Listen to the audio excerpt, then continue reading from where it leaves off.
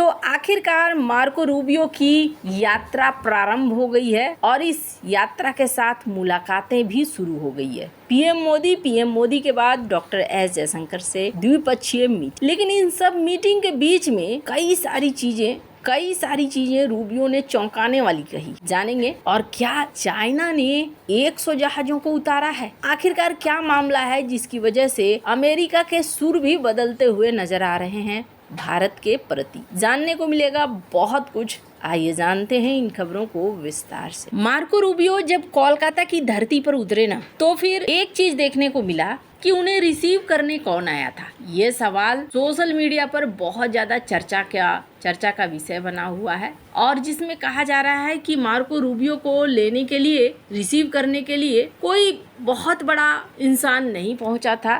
कोई cabinet level का भारतीय नेता या विदेश मंत्री खुद एयरपोर्ट पर मौजूद नहीं थे। लेकिन यहाँ पर मौजूद कौन था? यहाँ पर मौजूद थे वेस्ट बंगाल प्रोटोकॉल के अफसर और उन्होंने ही रिसीव किया था। हालांकि ऐसा होता है, सोशल मीडिया पर ये बात बहुत चर्चा में है। कुछ लोग तो ये भी मान रहे हैं कि आपको याद होगा डोनाल्ड ट्रंप से मिलने के लिए जब पीएम मोदी गए थे तो डोनाल्ड ट्रंप अंदर ही थे, बाहर नहीं आए थे और इसकी चर्चा खूब हुई कि डोनाल्ड ट्रंप बाहर नहीं आए, जबकि बहुत सारे लोगों से बाहर मिलने आए। तो कुछ लोग इसे इससे जोड़ते हैं कि भारत ने एक संकेत दिया है कि आपको बराबरी का दर्जा अगर चाहिए तो बराबरी का दर्जा देना। लेकिन होता क्या है, डिप्लोमेटिक प्रोटोकॉल में ये हमेशा अपमान नहीं होता है। कई बार विजिट का नेचर, जहाँ पहुँच रहे हैं वो सिटी, समय, उसके बाद अगर आप देखें तो बहुत हाई लेवल की मीटिंग हुई,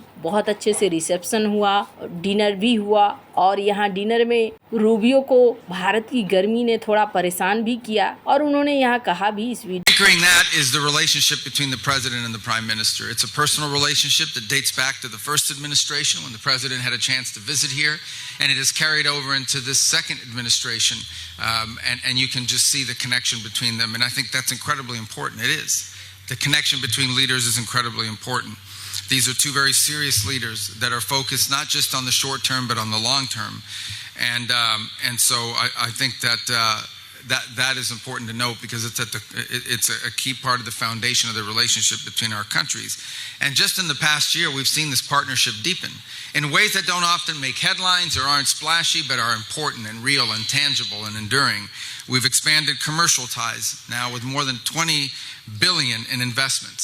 20 billion in investments from Indian companies in the United States. We've deepened a security partnership through military exercises in the Indo-Pacific. And of course, as part of that, we recognize that an orderly and a secure consular system is vital to solidifying this important relationship.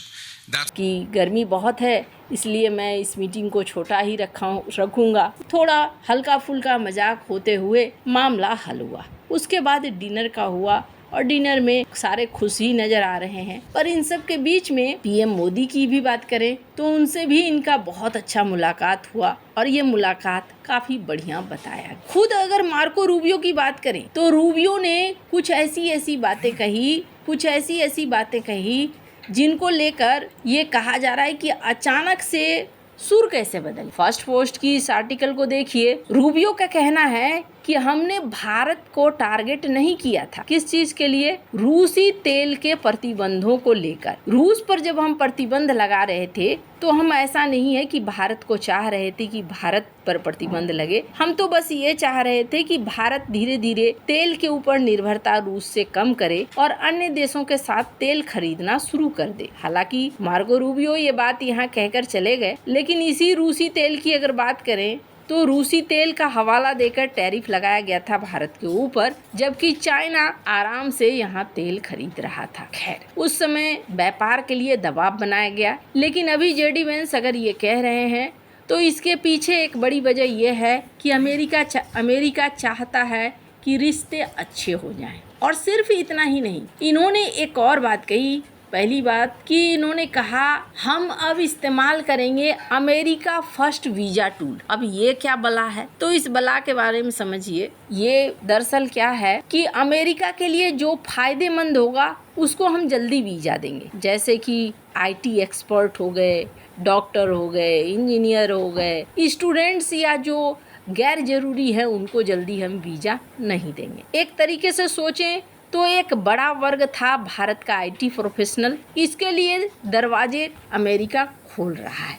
अभी China से आने के बाद न America बदला बदला नजर आ रहा है। बहुत तरह की चीजें अभी यहाँ होते हुई दिख रही हैं। भारत को कई तरह के छूट भी मिलते हुए दिख रहे हैं। 232 में भी छूट देखने को मिल रहा है। तो ये सब यूं ही नहीं होता है, क्यों हो रहा है? और अंत में सर्जियो गौर ने ऐसा क्या ट्वीट किया जो माना जा रहा है कि जानबूझकर सर्जियो गौर ने ट्वीट किया। उस ट्वीट पर भी बात करूंगी, पर उससे पहले कुछ चीज़ों को समझिए। स्क्रीन पर एक आर्टिकल देखिए। भारत सेंटर है क्वाड से अलग इंडो पैसिफिक रणनीति में, ये कहना है सर्जियो गौर का। सर्जियो गौर सीधे सीधे इस बात को कह रहे हैं कि भारत इंडो पैसिफिक में हमारा केंद्र है। इंडो पैसिफिक में भारत सेंटर में है। इनकी ये बात का मतलब क्या है? चाइना ये गए थे, चाइना से निकल कर आए और चाइना से निकल कर आने के बाद इनको कुछ बातें समझ में आ रही है। क्या बातें समझ में आ रही है? कि चाइना इनके हाथ आने वाला नहीं है। चाइना कई सारी चीज़ों से आगे निकल गया है। और चाइना किस तरीके से आगे निकला है, स्क्रीन पर एक आर्टिकल देखिए। ताइवान ने एक बयान जारी किया है और ताइवान का कहना है कि जब से ट्रंप की और शी जिनपिंग की मुलाकात हुई है, इस मुलाकात के बाद कम से कम 100 जहाज़ों को, युद्धपोतों को, कोस्ट गार्ड को, रिसर्च के जहाज़ों को तैनात कर दिया है पूरे इंडो पैसिफिक में चाइना ने। ताइवान का कहना है कि स्टेटस को बदलने की कोशिश कर रहा है। ताइवान के अफसरों का कहना है कि पिछले कुछ दिनों में चाइना ने फर्स्ट आइलैंड चेन के आसपास 100 युद्धपोत तैनात कर दिए हैं। अब ये किसने कहा?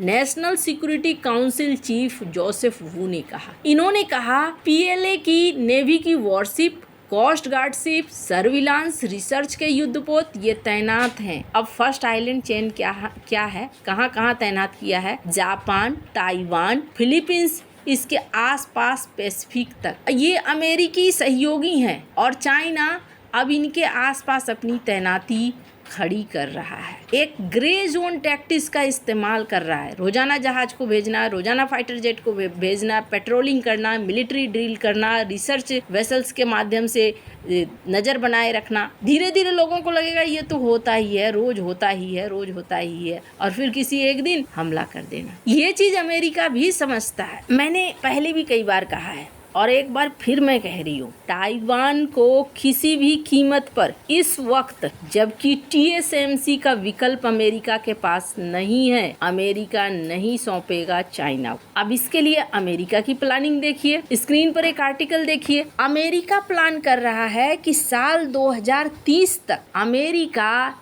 इस पूरे इलाके में अनमैन्ड जहाजों को तैनात करेगा, ढेर सारे अंडर वाटर ड्रोन को तैनात करेगा। ऐसे ड्रोन जिन्होंने यूक्रेन की तरफ से रूस में अच्छी खासी तबाही मचाई। यानी अमेरिका ये सोच रहा है कि इस इलाके में हम रोबोट्स का इस्तेमाल करेंगे युद्ध के लिए। इंडो पैसिफिक एक ऐसा जगह है जिस जगह पर आने वाले समय में सबकी नज़र भी है और आने वाले समय में ये केंद्र भी बनने वाला है। अभी रूबियो जब भारत आए, पीएम मोदी की बड़ी बड़ाई करी इन्होंने कहा कि पीएम मोदी और ट्रंप के बीच में बड़ा अच्छा रिश्ता है। पीएम मोदी को अमेरिका आने का न्योता भी दिया। अब कोशिश अमेरिका कर रहा है कि रिश्तों को ठीक करते हैं और आगे क्वाड की बैठक करते हैं। हो सकता है डोनाल्ड ट्रंप क्वाड की बैठक के लिए अगले साल या इस साल के अंत तक आए भारत, लेकिन भारत आने से पहले माहौल को ठीक करना चाहते, पर माहौल ठीक होने की बजाय चीजें बिगड़ रही है। सर्जियो गौर इन्होंने एक ट्वीट कर दिया और इस ट्वीट में इन्होंने कहा कि भारत कमिटेड है $500 बिलियन के 5 साल तक में सामान खरीदने को लेकर, और वो भी एक ऐसे समय में जब पीएम मोदी ने कहा है विदेशी सामान कम खरीदें, खर्चा पानी कम करें। तो थोड़ी नाक तो ऊंची रखनी है। भारत की तरफ से आधिकारिक कंफर्मेशन कभी नहीं कहा गया है कि हम $500 बिलियन के खरीदेंगे, आधिकारिक तौर पर नहीं कहा गया है। तो यहाँ अमेरिका अपनी नाक भी ऊंची रखना चाहता है। आपको क्या लगता है इन सब मामले में? आपकी क्या राय है? कमेंट कर जरूर बताएं। जल्द मिलते हैं अगले वीडियो में नई खबर के साथ।